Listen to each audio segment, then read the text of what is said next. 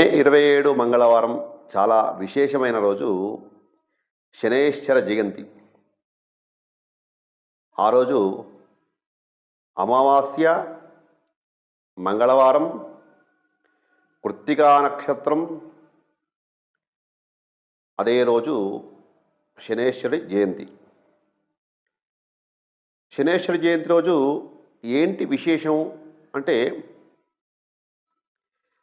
మనము పుట్టినరోజు జరుపుకుంటుంటేనే ఎంతో ఆనందోత్సాహాలతో ఉంటాం మనం వాస్తవానికి.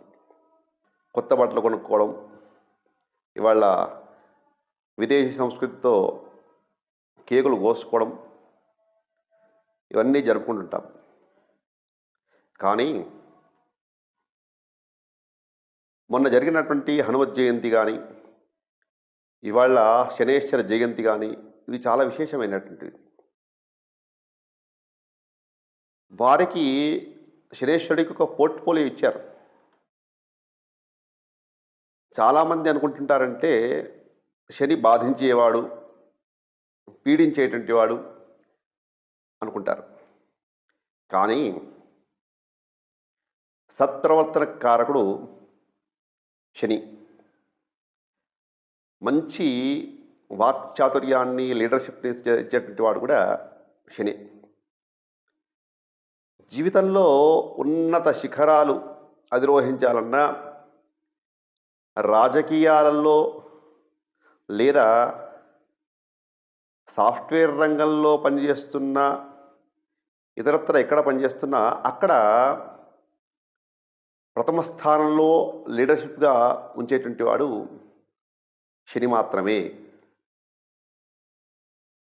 మేషరాశి వారికి ఏలినాడు శని ప్రారంభమైంది. అదేవిధంగా అష్టమ శని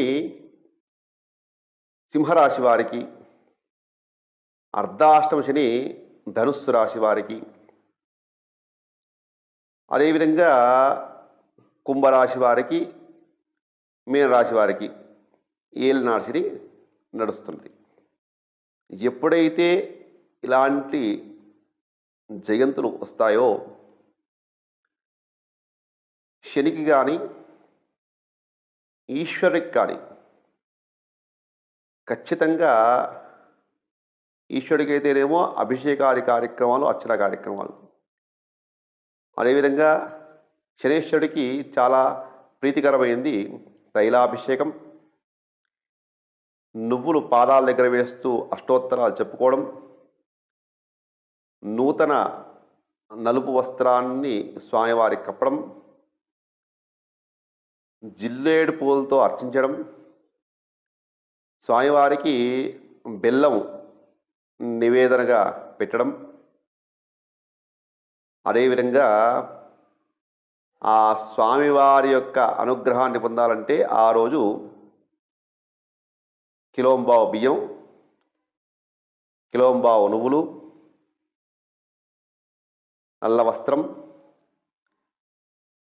ఎవరైతే అర్హులైనటువంటి బ్రాహ్మణులు ఉన్నారో సదక్షిణ తాంబూలాలతో వారికి మీ యొక్క గోత్రనామాలు, మీ నక్షత్రముతో సహా చెప్పి వారికి ఇవ్వాల్సినటువంటి పరిస్థితి ఉంటుంది. అలా చేస్తే శనైశ్వరుడు మీ యొక్క జన్మజాతకంలో ఎలాంటి ఇబ్బందులున్నా కాస్త మీకు ఉపశమనమైతే ఇస్తాడు. అది మాత్రం గ్యారంటీ. ప్రాణాపాయ స్థితి నుంచి బయటపడేస్తాడు.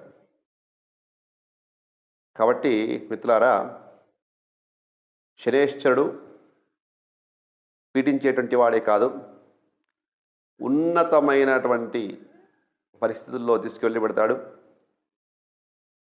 మనకు శని అంటే ఎంతైతే భయమో, ఆ భయం పోగొట్టుకోవాలంటే ఆంజనేయ స్వామి పాదాలు కానీ, శివుడి పాదాలు కానీ, అమ్మవారి పాదాలు కానీ పట్టుకుంటాం. వాస్తవానికి ఆంజనేయ స్వామి యొక్క పాదాలు వాస్తవానికి పట్టుకోరు, కానీ అక్కడ శని ఉంటాడని ఒక అభిప్రాయంలో ఉన్నారు. సరే, దాని యొక్క విశేషం తర్వాత. కానీ ముఖ్యంగా ఆంజనేయ స్వామిని, శివుణ్ణి, అమ్మవారిని అర్చించిన మాత్రాన శనైశ్వరుడు శాంతి పొందుతాడు. కాబట్టి మిత్రులారా, ఈ 27వ తారీఖు అమావాస్య రోజు మంగళవారం విశేషంగా ఆ రోజు శనేశ్వరుని అర్చించండి. మీకు సకల శుభాలు చేకూరుతాయి. మన జ్యోతిష దర్శిని అనేటువంటి ఛానల్ని సబ్స్క్రైబ్ చేసుకోవాలని కోరుతూ నేను మీ లంకా కిరణ్ కుమార శాస్త్రి.